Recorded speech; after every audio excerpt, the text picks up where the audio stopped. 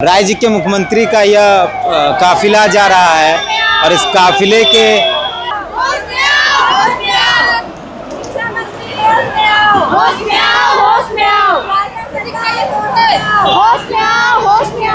झारखंड सरकार के सरकारी विद्यालय में हम लोग कंप्यूटर शिक्षक हैं। अब वो अगर हमें देख के अगर उनको थोड़ा भी लगता सहानुभूति रहता या कुछ भी संवेदनशील रहते तो एक बार उनका था फर्ज की रुक के थोड़ा सा देखा जाए कि क्या है, पर ये उनको इतना भी उचित नहीं है तो हम लोग क्या कर सकते हैं। अब वो अगर हमें देख के अगर उनको थोड़ा भी लगता सहानुभूति रहता या कुछ भी संवेदनशील रहते तो एक बार उनका था फर्ज की रुक के थोड़ा सा देखा जाए कि क्या है, पर ये उनको इतना भी उचित नहीं है तो हम लोग क्या कर सकते हैं। 8,000 रुपये हम लोग 2017 से काम कर रहे हैं और हमें फुल टाइम देना पड़ता है सारे स्कूल में, ठीक है। सारा काम करवाते हैं स्कूल से, लेकिन हम लोग को उस लायक पेमेंट नहीं मिल रहा है। पेमेंट क्या मानदेय नहीं मिल रहा है। 2017 में जब हम लोग ज्वाइन किए उस समय हम लोग का उम्र मान लीजिए अप्रोक्स 20 साल हुआ। 5 साल काम किए 25 साल हो गया, फिर एनुअल कर दिया 8,000 में तो 10 साल हो गया, मेरा 20 से 30 साल उम्र हो गया। तो हम क्या करेंगे? 8,000 में ही हमारा परिवार चलेगा? MA BTech BA BSc करने के बावजूद जो इंजीनियर की डिग्री होती है वो इंजीनियर की डिग्री लेने के बावजूद भी अगर हम लोग को स्वतंत्र भारत में अगर अभी हम लोग को अगर 8,000 का वेतन में काम करना पड़ा तो ये बहुत ही शर्मनाक बात है। अभी हम लोग जहां मौजूद हैं ये धुरवा का इलाका है और इसी रास्ते से झारखंड के तमाम मंत्री और विधायक मंत्रालय की तरफ जाते हैं। आज कैबिनेट की बैठक है और अभी कुछ देर से तमाम जो मंत्री हैं वो मंत्रालय की तरफ जाएंगे, वहाँ कैबिनेट का बैठक होगा। यहाँ से राज्य के मुख्यमंत्री जाएंगे और मुख्यमंत्री के इंतज़ार में ये Jharkhand ICT computer welfare association के जो लोग हैं वो यहाँ सड़क पर खड़े हैं और मुख्यमंत्री इधर से जाएंगे, वो उनसे बात करना चाहते हैं, मुख्यमंत्री से मिलना चाहते हैं, मुख्यमंत्री को अपनी बातें बताना चाहते हैं, यही बताएंगे। इनसे बात करते हैं। कौन है आप लोग जो यहाँ खड़े हैं? हम लोग ICT के कंप्यूटर शिक्षक हैं। ICT प्रोजेक्ट जो ऑल ओवर झारखंड में चलती हैं सरकारी स्कूलों में, तो हम लोग यहाँ पे अपने मांग को लेकर के आए हैं कि हमारा जो मानदेय है बहुत ही कम है। 8,000 रुपये हम लोग 2017 से काम कर रहे हैं और हमें फुल टाइम देना पड़ता है सारे स्कूल में, ठीक है। सारा काम करवाते हैं स्कूल से, लेकिन हम लोग को उस लायक पेमेंट नहीं मिल रहा है। पेमेंट क्या मानदेय नहीं मिल रहा है ना। तो उसी को मांग को लेकर के आए। हम लोग JEPC घेराव भी किए थे, 5 दिन का धरना था हम लोगों का।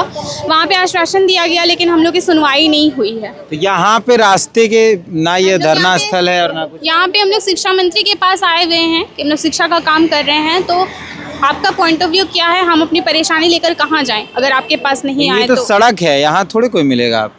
यहाँ पे नहीं मिलेगा, लेकिन निकलेंगे तो इसी इधर ही से तो जाएंगे। उनका ध्यान तो जाएगा ना हमारी तरफ। मुख्यतः ध्यान आकर्षित कराना चाहते हैं। हाँ, ध्यान, क्योंकि हमारी तरफ किसी का ध्यान है नहीं। हम लोग बोलते रह जाते हैं। आप लोग तो धरने पर ही बैठे हैं JEPC में, लेकिन सुनवाई नहीं हुई। कितने दिनों से? हम लोग 22 तारीख से धरने पे बैठे हुए हैं पर कोई सुनने वाला नहीं। 2 लोगों को हमारे निकाल दिया गया है, टर्मिनेट कर दिया गया है। वो लोग भूख हड़ताल पे भी हैं और उनकी स्थिति भी। देखिए, राज्य के मुख्यमंत्री का यह काफिला जा रहा है और इस काफिले के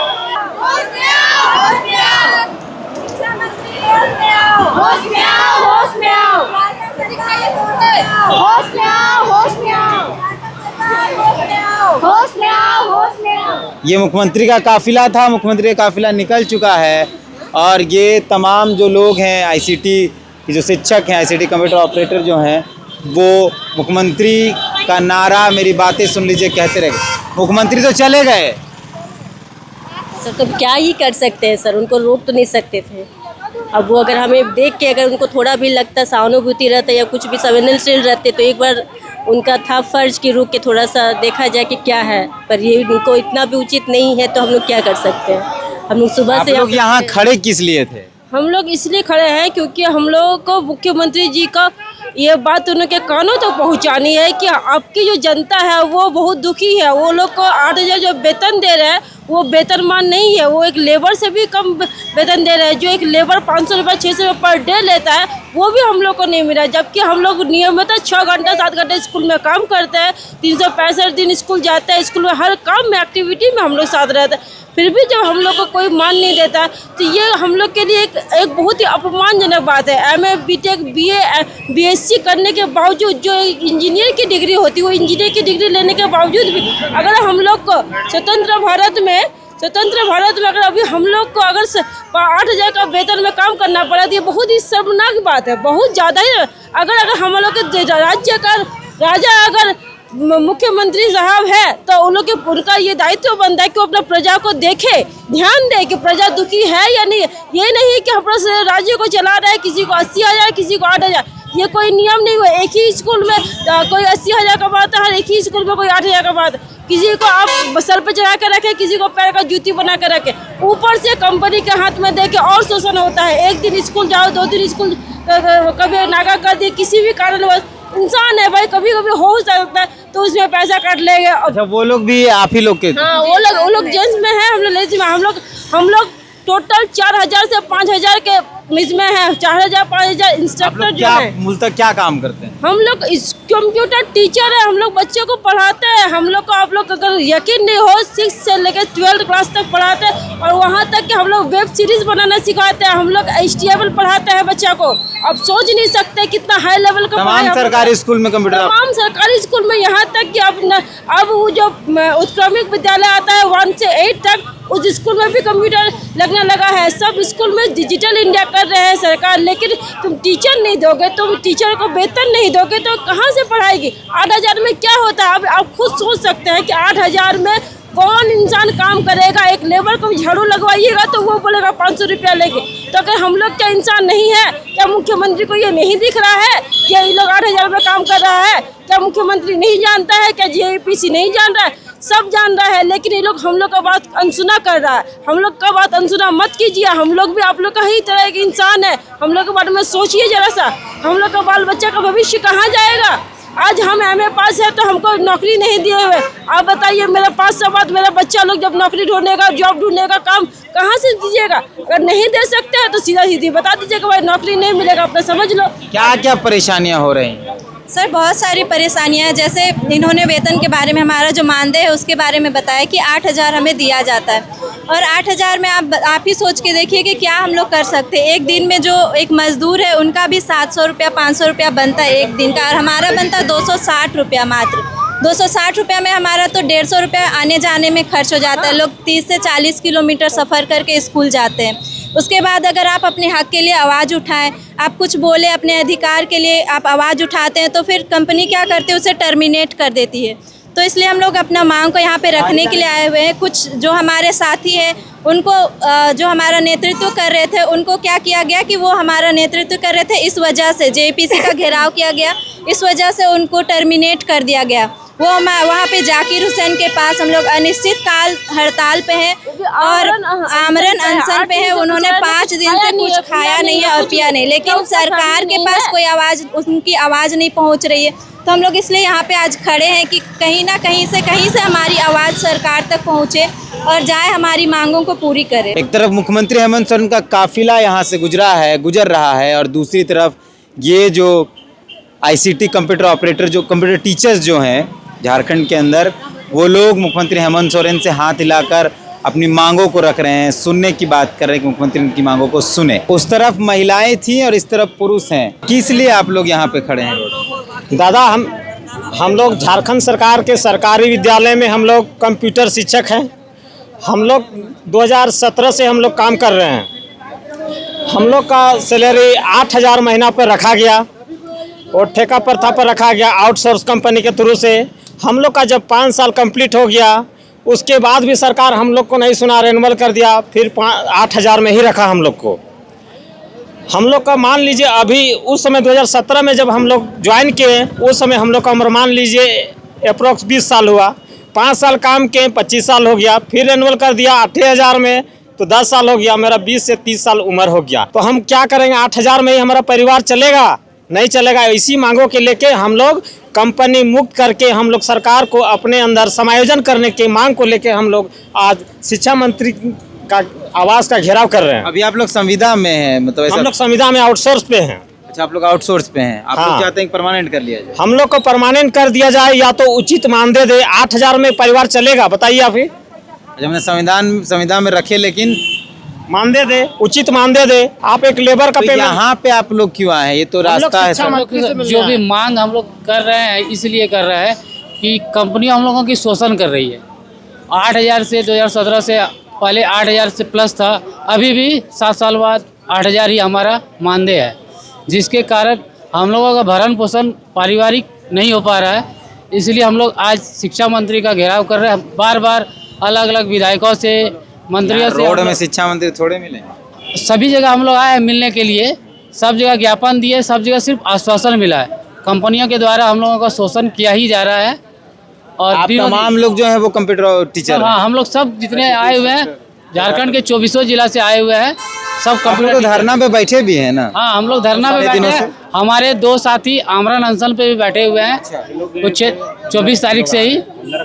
और कुछ हमारे साथी अभी गए थे शिक्षा मंत्री से वार्ता करने के लिए, अभी आ गए हैं। ये तमाम लोग सड़क के किनारे थे मुख्यमंत्री के जाने वाले रास्ते पर, लेकिन कुछ लोग जो नेतृत्व कर रहे हैं वो शिक्षा मंत्री से मुलाकात करने गए थे। इनकी वार्ता थी। मुलाकात हुई शिक्षा मंत्री से? शिक्षा मंत्री जी का तो तबीयत थोड़ा गड़बड़ थे, इसीलिए शिक्षा मंत्री जी से नहीं मिल पाए। शिक्षा मंत्री के अपर सचिव MD परवेज सर से मिले हम लोग और सारी समस्याओं से अवगत करवाए कि हम लोगों के साथ क्या क्या हो रहा है आउटसोर्सिंग कंपनी के तहत। इसका संज्ञान आप लोग लेते हुए हम लोग को राहत पहुंचाने का यथाशीघ्र काम कीजिए, क्योंकि इन्हीं सभी मुद्दों के कारण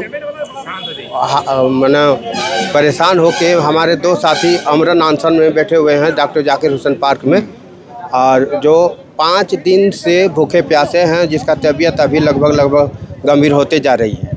और कल मेडिकल टीम भी आई थी। तो उधर ये तो आपने बताया, उधर से कोई उसका उधर से हम लोगों को बताया गया है कि आपका समस्या को हम नोट आउट कर लिए हैं।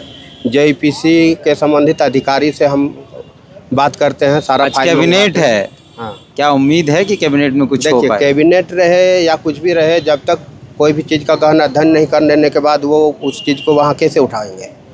और सारा चीज़ बोले कि सारा फाइल आपका हम मंगाते हैं, आपका टेंडर फाइल मंगाते हैं, जो एग्रीमेंट पेपर कंपनी के आप लोग तो रांची में कितने दिनों से धरने में हैं? रांची में हम लोग 22 तारीख से धरने में बैठे हुए हैं। 8 दिन 7 दिन हो गए।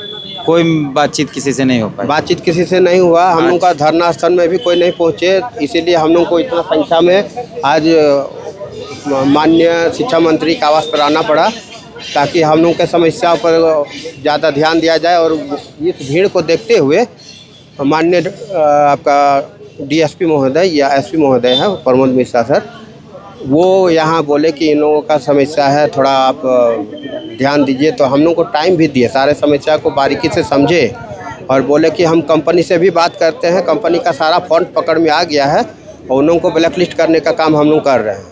ये वार्ता हुई हम लोग को, और हम लोग को बोला गया है आप लोग धरना में कंटिन्यू रहेंगे या? धरना में है। अभी हम लोग का कुछ कागजी प्रक्रिया है और संबंधित विभाग में कुछ लेटर वेटर हम लोग दे लेते हैं अपना ज्ञापन, ताकि अभी श्रम विभाग को हम लोग को देना है, क्योंकि श्रम विभाग के अंतर्गत एक कानून बना हुआ है जिसमें आउटसोर्सिंग एम्प्लॉय का भी एक कानून है, और वो कानून रहने के बावजूद भी हम लोग पर शोषण हो रहा है। आउटसोर्सिंग कंपनी के लिए जो कानून मानदेय तैयार किया है श्रम विभाग के द्वारा, उसमें 19,500 रुपया का सैलरी दर्शाया गया है, और हम लोग को जो रखा गया है आउटसोर्सिंग के तहत हम लोग को महज 8,000 रुपया सैलरी दिया जा रहा है, और 10,000 रुपया वो अपना दिखा रहा है कि 10,000 हम पे कर रहे हैं। और बहुत सारा डिडक्शन वो दिखाती है, लेकिन वो एक्चुअली हम लोग को फ़ायदा मिल नहीं रहा।